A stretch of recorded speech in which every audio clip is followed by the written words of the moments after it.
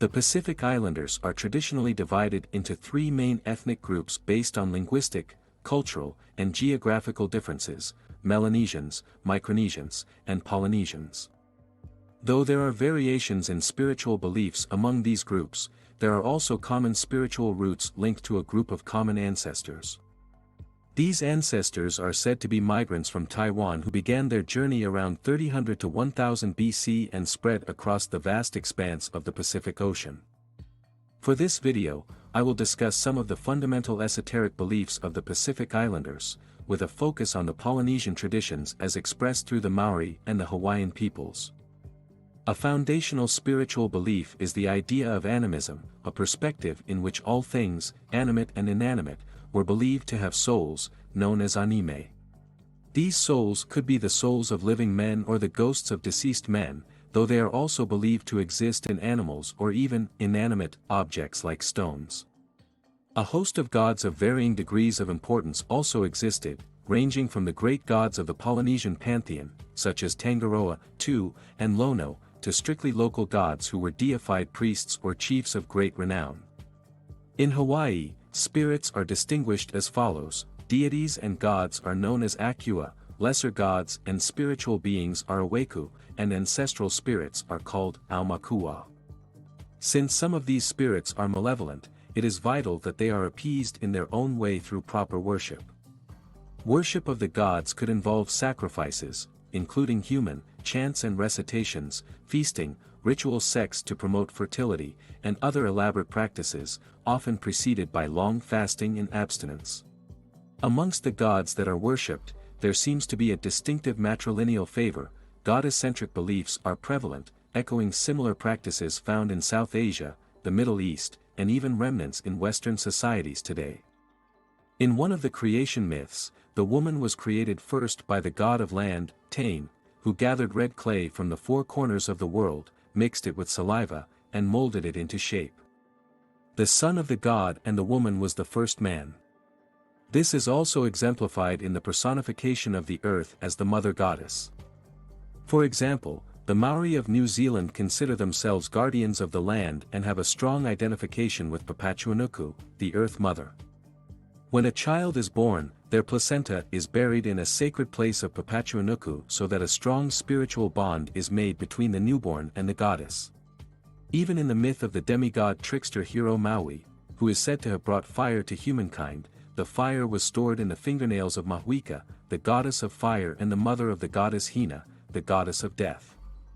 Since Hina and Mahuika seem to be senior to Maui in myths, Maui may have actually been a later addition to the original beliefs about the goddess. All these spirit beings and souls contain sacred supernatural power to a greater or lesser degree. This power, known among the Pacific Islanders as mana, could be nullified by various human actions, and many of the region's tapu, prohibitions, or taboos, were intended to prevent such behaviors. Mana is an unseen supernatural force that permeates the universe and serves as the intrinsic life force present in all beings and phenomena. This concept shares similarities with other cultural beliefs such as prana and chi. However, unlike these concepts, mana is considered more as an intentional force rather than a passive source of power. For example, mana was traditionally seen as expressing itself through the speech, movement, or actions of a prophet, priest, or king, who often can trace their lineage back to deities or significant ancestors. Consequently, mana is often associated with qualities like performance, power, influence, authority, leadership, and vitality, and possessors of mana are accorded respect accordingly. Tapu denotes something sacrosanct, sacrilegious, or forbidden, with corresponding strict rules to protect the holy or sacred. Once designated as taboo, something becomes off-limits, and even discussion about it can be prohibited. Taboos could be categorized as private or public, pertaining to objects, persons, or places. Violating a taboo carried dire consequences, ranging from severe punishment to death. For example, in some societies, if a commoner were to touch the chief's shadow, it was supposed to cause an injury to the chief's mana, justifying the gravest punishment of death. Even today, it's still considered impolite to pass one's hand over a person's head or to step over a person's legs, as these actions are supposed to sap a person's mana.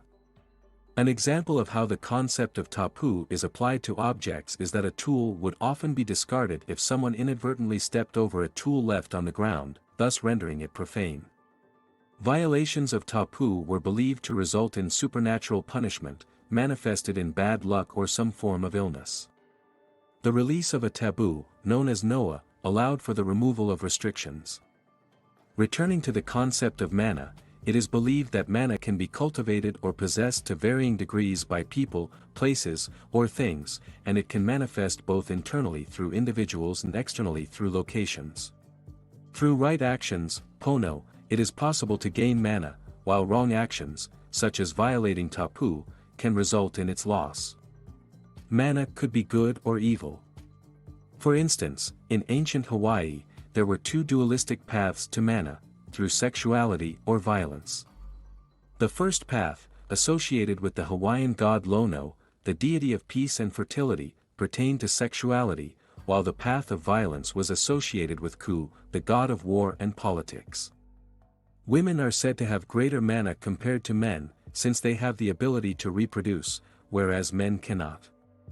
As a result of this distinction, many tapu were established to safeguard women's mana as well as the mana of other individuals and objects that might be influenced by women's mana.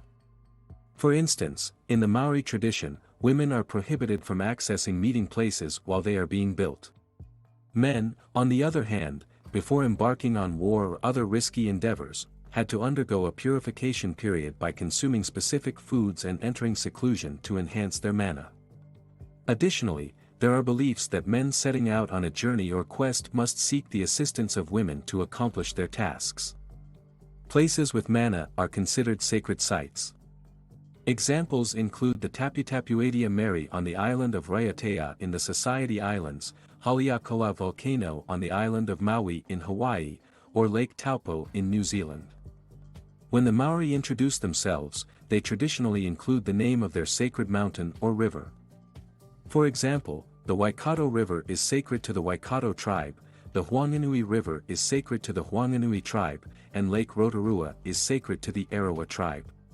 At a local level, certain groves, trees, temples, and tracts of land were considered sacred and could not be entered by ordinary people because they were pervaded by the mana of a high-status person, ancestor, or god.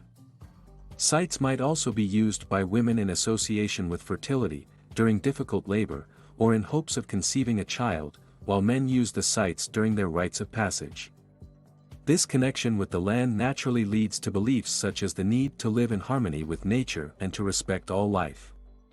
In the Hawaiian tradition, illness is not just viewed as a physical phenomenon but as a result of instability in the three basic forces of Ikahi, God, nature, and humans, and therefore often has emotional and spiritual causes.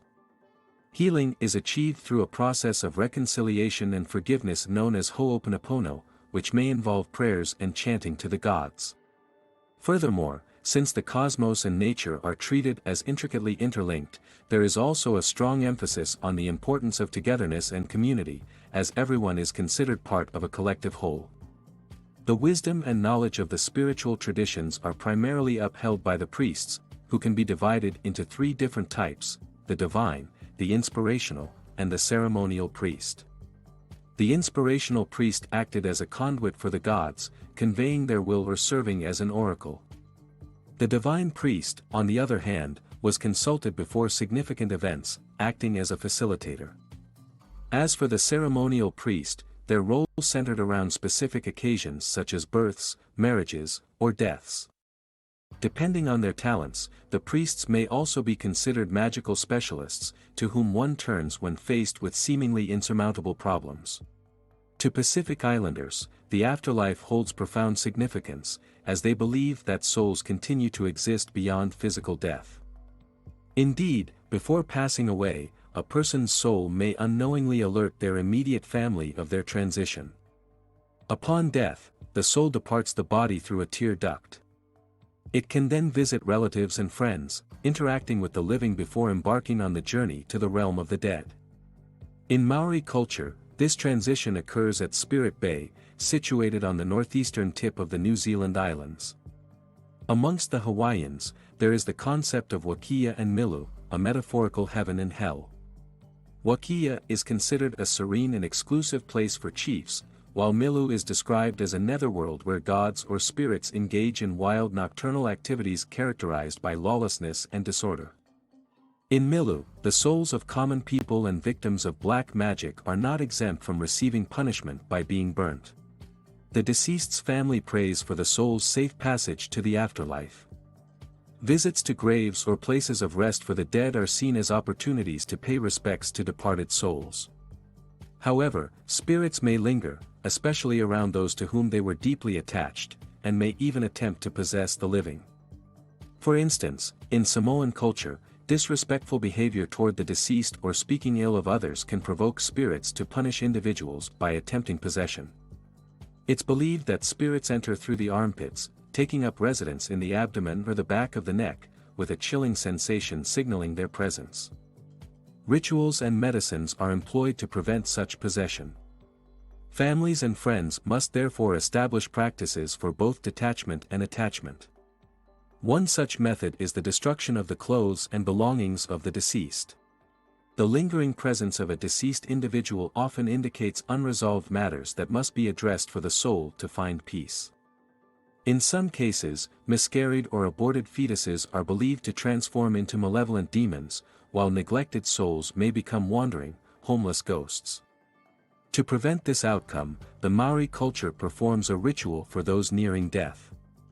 The aim is to alleviate sadness and release the departing spirit, preventing restlessness and aimless wandering in the afterlife. Conversely, families may seek the continued guidance of an elder revered as a leader in life, transforming them into family gods through offerings and prayers. Body parts of the deceased may also be used to create servant spirits, obedient to perform limited tasks. In cases where a death should not have occurred, magical practitioners may intervene by locating the soul, snatching it between cupped hands, and massaging it back into the body to revive the person. Conversely, enemies may capture and destroy the soul, leading to the annihilation of the deceased. As for the cosmogony of the Pacific Islanders, a separate video will be dedicated to that topic in the future. If that sounds interesting to you, please like and subscribe.